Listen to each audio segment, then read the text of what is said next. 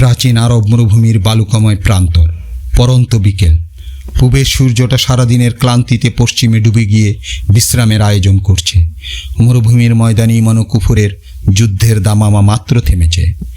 মরুভূমির তপ্ত বাতাস তখনও ভারী হয়ে আছে তাজা রক্তের গন্ধে। আকাশটাও আবির রঙের রঙিন হয়ে গেছে, ঠিক যেন রণক্ষেত্রের রক্তে ভেজা মাটিটার মতোই রক্তিম আর বিষণ্ণ। সাহাবীরা সবাই ব্যস্ত, কে আহতদের সেবায়, কেউ শহীদদের লাশগুলো পাশাপাশি রাখছেন। নবীজি সাল্লাল্লাহু আলাইহি ওয়াসাল্লাম সাহাবীদের জিজ্ঞাসা করলেন, তোমরা কি কাউকে হারিয়েছ? সাহাবীরা একে একে বড় বড় সাহাবীদের নাম বললেন। নবীজি সাল্লাল্লাহু আলাইহি ওয়াসাল্লাম শুনলেন। তারা ভাবছেন নবীজি সাল্লাল্লাহু আলাইহি ওয়াসাল্লাম হয়তো বড় কোনো সাহাবীর কথা জিজ্ঞাসা করছেন। নবীজি সাল্লাল্লাহু আলাইহি ওয়াসাল্লাম বেদনার এক দীর্ঘশ্বাস ফেললেন। ওনার গলায় এক গভীর হাহাকার ফুটে উঠল। তিনি বললেন, কিন্তু আমি যে আমার প্রিয় জুলাইবিবকে খুঁজে পাচ্ছি না। তোমরা আমার জুলাইবিবকে খুঁজে বের করো। সবাই চমকে উঠল।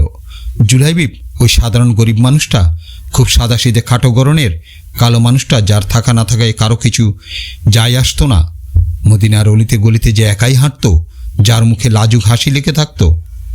তাকে খোঁজার জন্য নবীজি সাল্লাল্লাহু আলাইহি ওয়াসাল্লামের এত আকুতি, সেই সাধারণ মানুষটি ওনার এতই আপন।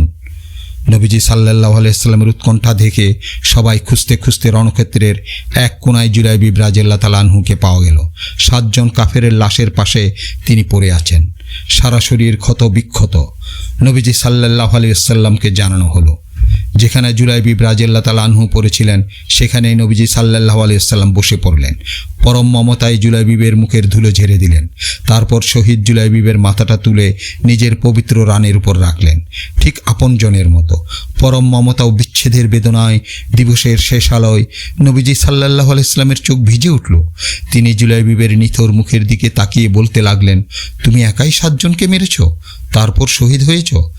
এরপর তিনি আকাশের দিকে তাকালেন, তারপর আবার জুলাইবিবের দিকে ভাঙা গলায় গভীর আবেগে দুবার বললেন, সে আমার আর আমি তার, সে আমার আর আমি তার। জুলাইবিব সারা জীবন মানুষের অবহেলায় পেয়েছিলেন।